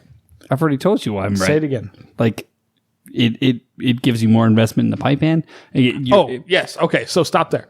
So have we not dealt with this as a board situation where our band is so new to pipe band? You and me, pretty much it. Everybody in our organization, you and I have been around for 15 years or plus, right? Mm-hmm. Everybody else is probably 7 years less, maybe, right? So we have the same problem with the board, right? We have all these student people who are on our board of organ, and they have no concept of what pipe band is supposed to be or how it works. So you're going to add a whole bunch of people. You're going to add hold on, let me say. You're going to add responsibility to people who don't know how it's supposed to work, who have no concept of competition because we've barely done it because we've been in a weird situation. That's right. That's part of learning. I agree. But when I taught classes before I was ready to solo or band compete. Way before you should have, though. But back then we were doing things very wrong. But it also very wrong. Don't get me wrong. I agree. Like the way we do things now is miles different. But I will say this: that moved me. That moved me ahead. I don't know if it did anything for my students. Well, I know it didn't do anything for my students because they're all playing in service bands. But that's true. But that moved me ahead quick because I had some kind of investment. I agree. Because back then, did that make you a better player though? I think so. Why? I think he made me a better player because it made me analyze my own stuff because I didn't want to be the one to fuck up a doubling or green hills. Okay. I didn't want to be the one to fuck up a Terlewith if I'm teaching everyone Terlewiths. Sure. That seems reasonable. I don't disagree with it conceptually, except that the inexperience of what we're dealing with is going to be an issue. However, I am fully willing to let's just fucking give it a go. Because it's a genius it can't be plan. much worse than what we're dealing with, right? It's complete chaos right now. The problem we have right now is that it's not what we're dealing with. It's what I'm dealing with. You're the only one dealing with this shit. 100%. And there's no reason for that. But this is the risk, though. But there's no reason. Because, let's add, Lauren is involved in this, right? She showed up today to, in case somebody showed up, which was great. I really appreciate that. Nobody showed up. She sat there for half an hour. She left. That's what I do every fucking Saturday. Sometimes people show, sometimes they don't. For the drummers, I check in. I'm like, who's coming this week? And then they're like, I can't come. I can come. How many? It's fucking nonsense, dude. So you get the idea of what I'm saying when I say there's a prospect category and a student category. I love that concept because it's very mob mentality. I'm from the East Coast. I understand the prospect is like a person that hasn't yet shown up. Right. The student is a person that has shown up and has a chanter. The best thing I could get out of you guys is somebody to monitor and manage the prospect. I've got that sorted. So I need somebody to manage info at LasVegasPipeBand.org. No. Manage that because that's going to be our we got to have a central point of communication so that person always knows what's going on always. But who's that going to be? Is that going to be you? No, it's not going to be me. Who? And it's also not going to be info at. Pick one. I don't care. It doesn't matter what it is, but it's got to be what's on the website. It's going to be learn. Okay, perfect. Who's that going to be? Tell me who that's going to be. They haven't agreed yet, so I can't say anything. So you're gonna approach somebody and ask them to take this over. They're going to be essentially a secretary. They're going to manage. They're not going to be one of the teachers. Okay, I'm with you.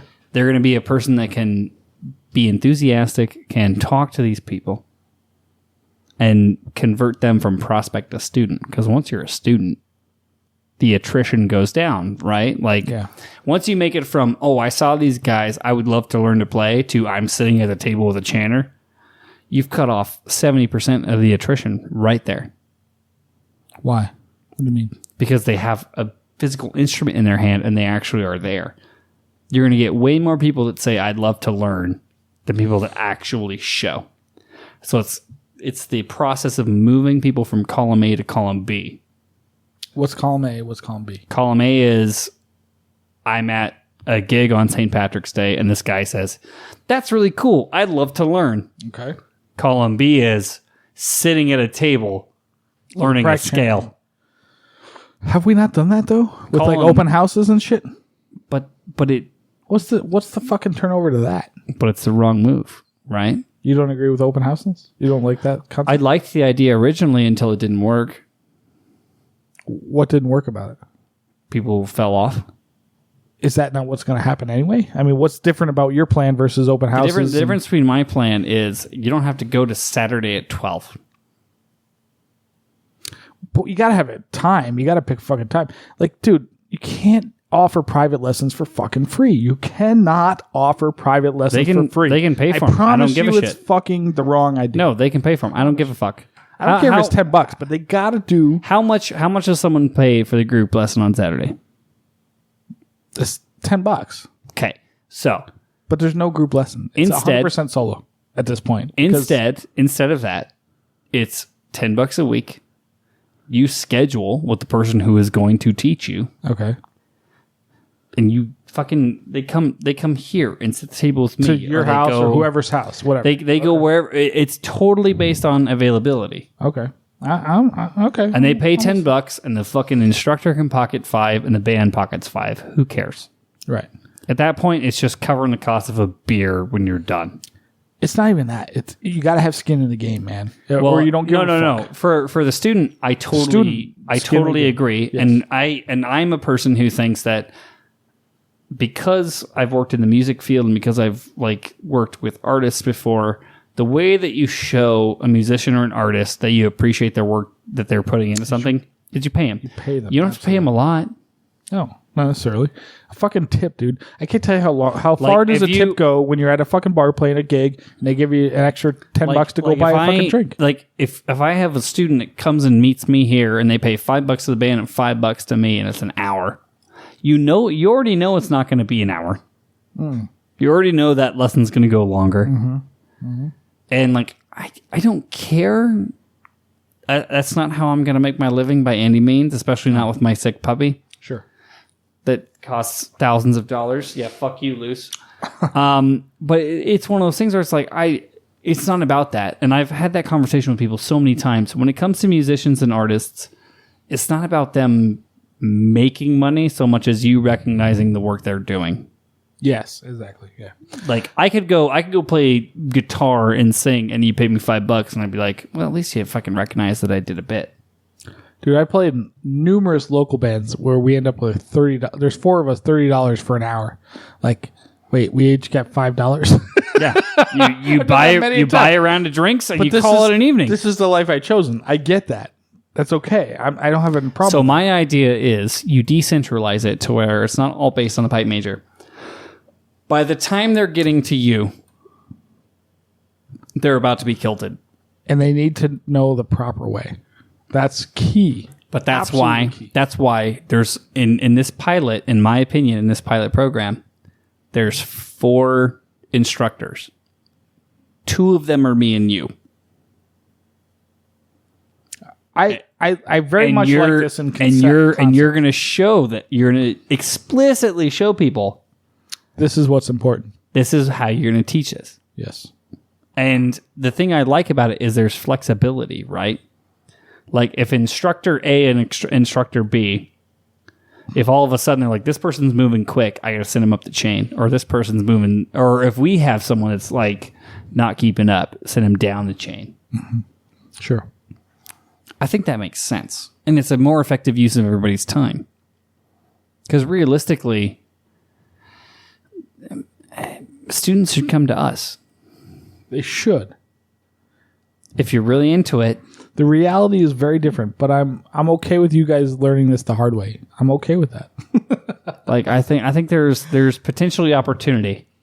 The problem I have, the biggest thing I've done for you guys, which has made you fucking soft, is I've shielded you from the fucking bullshit that is new students. Dude, you are the... But granted, I make my living on this, so I get it. You are the bullshit that has made us not soft. No, absolutely, dude. Because you guys have no concept of You're how lumping.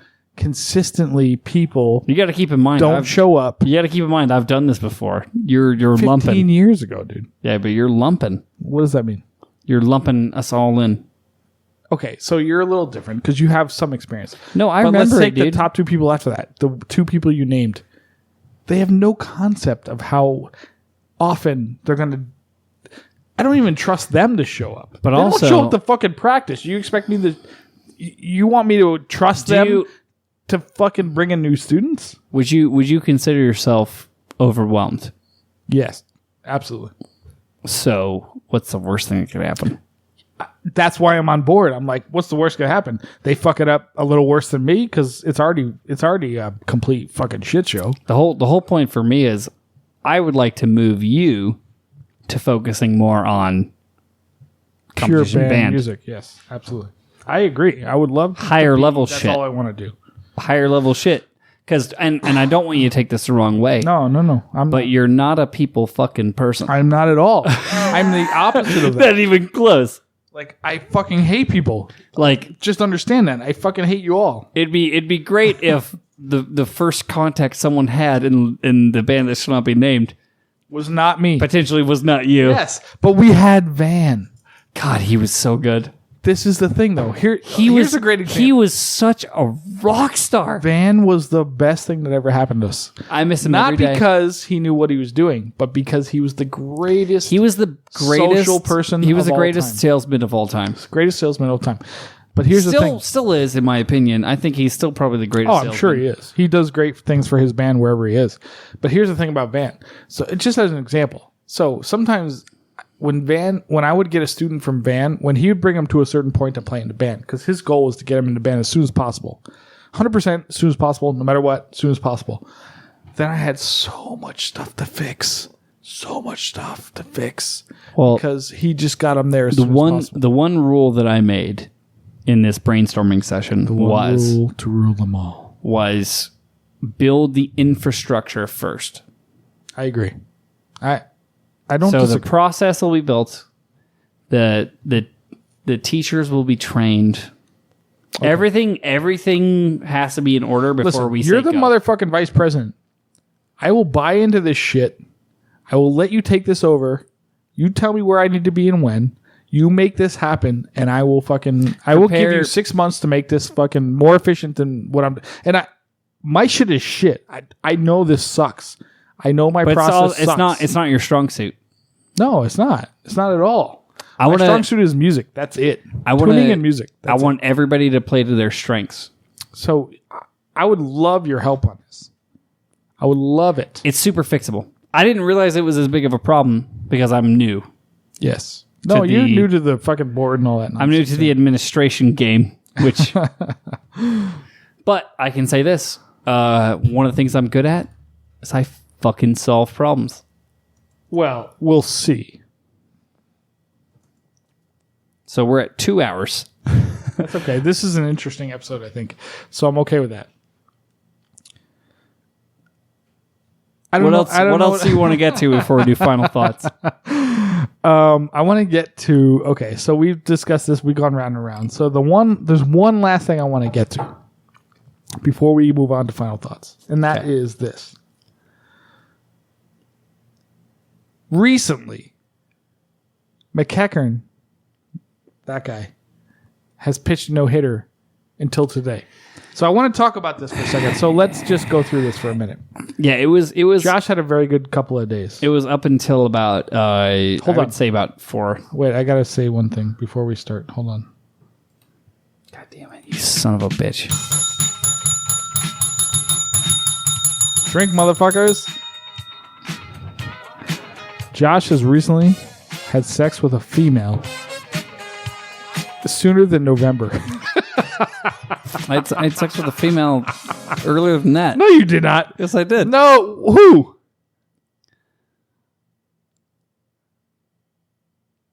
Was it my mom? Oh, so we're celebrating the end of my dry streak. Your dry streak, yes. So, Josh. Well, we should have celebrated a couple episodes ago, but okay. Yeah, but I didn't want to bring it up then. I was waiting for the proper time. So Josh's no-hitter, which is recently the last couple of days. So he had a very good couple of days, right? You were crushing it at work, crushing the puss. Like, listen, what Callum Beaumont would be like. I wanted Apex. You wanted Apex. You crushed puss. like Cal Beaumont would do, and you had a good couple days of work, right? Yeah. So I generally get shit on at work constantly, but I had some good wins. Yeah, so I thought for sure today was my no hitter, and then I got slapped in the face by a fucking gigantic vet bill. Just got slapped in the face by destiny. He's like, boom. Listen, it all balances out eventually. I've never learned hubris, and I refuse to learn it now. He has none. So Josh flew too close to the sun. He's like Icarus. He was. He had a good couple days. I'm like Icarus, except my wings are made of bollocks. He had a good day at work. He got laid last night. He what else was positive? I think you got your small pipes and you've been enjoying the shit out of those. I saw videos of that. Yeah, we gotta jam on those. So the funniest thing is people took videos of those, which I told everyone not to. Your mom did, yeah. I was very frustrated because they're not tuned, and then it wasn't bad though. I've made some adjustments that make them way better. No, it wasn't bad though. But I'm a fucking, and this is entirely your fault, by the way, that I'm such a fucking sound nerd. Well, yes, I'm like, oh, there's one thing that's slightly off, and everyone's like, no, it sounds great. I'm like, fuck you, it doesn't sound good. There's one thing slightly off. That fucking middle drone, right, dude? It's always that way. I was plugging them wrong. Oh, so it's the 4-drone pipe because it's the key of A and the key of D. Right. So you plug and like twist and do all this crazy shit. It's the whole thing. On my first couple runs, I was not plugging the correct drones. So I looked up the Fred Morrison like tutorial almost on how to make it work. Are they Fred Morrison pipes? Yeah. Oh, but they're mouth blown. Yeah. Okay, cool. Okay. No, that's awesome, dude. No, I heard the video that your mom posted, and they sound better now. They sound better now. Oh, we should sample them. People, but they're the key. Oh, dude, the fucking D chanter. You remember like guitar? those, let's play guitar and let's do. You remember those? You remember those like child small wooden chanters where like your fingers are essentially like squished on each other? I played them. Yeah. That is the D. Is it really? The key of D chanter on this thing is like my fingers are like on top of each other, it sounds good, but also I haven't tuned the chanters at all. Like I haven't taped or anything on the chanters. Just play what they are. Yeah. And like you can't fucking feel the holes. It's like they're super close. Yeah. Well, it's not even that. They don't have like the concave thing that the normal pipes do. Go get them. Let's fucking jam on them. Well, we're gonna do them after we. All right, we'll do that as a bonus. Okay, close out. That's fair enough. I can't wait to try because I've heard videos. It was really fun to listen to you play. They're fun. They're a lot of fun to play. They're still not set. Yeah, it takes a little time to get used to them. They're way different than playing real pipes. Yeah, regular pipes. It's insane. Yeah. And like it's so like you can't strike them. Yeah, you just gotta fucking you gotta dick around with them. Yeah, they don't really like strike. And then the other thing is like I have to replace the hemp on pretty much all the drones because they went from Scotland to Texas to here. Right. And so completely fucked. Yeah, like if you move, you're gonna detune it. Right. But I will say this: a big shout out to Lone Star Piper. Lone Star Piper, dude. Hey, listen, Lone Star Piper. You got us a good. You got Josh a good deal on his pipes. Just advertise with us, motherfucker. Don't be a cunt. Yeah, no, it was really cool. Jeremy was amazing to work with. Actually, Jeremy's a good dude, man. He's fucking funny. So, funny thing about Winter Storm was Jeremy took your camera. Do we ever release any of the video that he took? He took photos. He took. Oh, it wasn't just photos. Yeah, he took a bunch of photos. I have them. Yeah, they're all. Because Jeremy fucking stole Josh's camera and just went off on his own. He got some great photos. No, it was great. Dude. He's got mad skill. Granted, I set everything on auto, so skills are only so. You're not that good. Yeah. But that was fucking funny. Jeremy's a good dude, and his buddy, the guy that runs the booth with him, is fucking hilarious. Oh my god, amazing! Yeah, Joe Brady. What a guy. I love Joe Brady. Oh, no, I hate Joe Brady. Sorry. Yeah, fuck you, Joe Brady. Fuck you, Joe Brady. Jeremy hooked it up. I told him exactly what I wanted. I was like, because I you know this about me. I'm a picky son of a bitch. Mm-hmm. I was like, I've always wanted small pipes. This is exactly what I want. He's like, oh fuck, I can take care of that. No, that's great, dude. So Lone Star Piper in America, he might be the guy to go to. Oh yeah, especially for service band guys, but. Hey, I'm not going to hold that against you. Yeah, you get 100% off if you have a turnout kilt. Just go to lonestarpiper.com/cunnilingus. Dude, if Lone Star... Who's going to be the first guy that sets up their website as whatever their name is / Cunnilingus? And actually gets those discounts? Dude, you're going to get fucking crazy discounts. That'll be the first sponsor of the Chin Rant podcast. That's what it's going to be. Tell you what, dude. Nobody listens to any podcast more than us. Big Rab, he's got his fans, but whatever. Yeah, I mean, if anything, we're above what Pod Save America has less numbers than us. The Daily by the New York Times, less than us. By the way, I'm very drunk right now. I don't know if you know this. Are you very drunk? I'm Dude, fucking. I'm barely speaking English right now. I've not only have I been drinking all day, but I only slept like 3 hours. That's because you were out all night whoring. Let's hear about what are your whoring stories? You got whoring stories? So Fusco, closing thoughts. How are your knees? Let me hear about your knees. My closing thoughts are this: Josh's knees are a little bit roughed up right now. Why is that, Josh? Because I'm just sucking too much dick. Son of a bitch. Listen, the guy won't be honest, but that's cool, man. Whatever happens. So my closing thoughts are this. I'm going to give Josh and Lauren, I am fully 100% on board. Let them try it their way. Because it's better. As long as I am not the guy that's fucking sitting there waiting. Let you guys fucking figure it out. I'm on board. And then let's give us till November, because what's it? End of April, so end of October, whatever. Basically concert time. Yeah. And let's see where the student base is. I'm okay with that. Like, maybe I got it wrong. I'm not above that. And it's entirely possible I fucked this whole fucking for thing me, up. no. For me, it's not a criticism of you so much as playing to your strengths, right? Like, recruitment is not your strength. It's not recruitment. It's in the interaction with them, right? Yeah, actually having to talk to human beings Yes. that are above the age of, like, 6. No, above the age of 18. Like, I'm good from, like, 6 to 18. Like, you're great with kids. Yeah. Because kids get you. Because I have a very immature way of approaching life. Kids understand you, and you understand kids good. I can't teach kids because I say fuck too much. It's not that. Actually, And like I would literally company. Like they entertain and me. I have been in the situation before where I was teaching in a group setting and there was like small humans at the table and I didn't quite remember that. Oh, I've been there. I watched you do it. And I was just like, you guys gotta stop fucking this shit up, you dumbasses. Watch my face right now. I'm like, and there's like, Josh, Josh, go in the other room. 6-year-old, you cannot say you guys cannot fuck this up. So Josh said once to a mother of a kid who was 16, who was also a Mo. Josh was like, Was it this the Optimus Prime thing? yes. He's like, it sounded like Optimus Prime fisting. What was it you said? I said it sounded like Optimus Prime fisting a jet ski. Yes.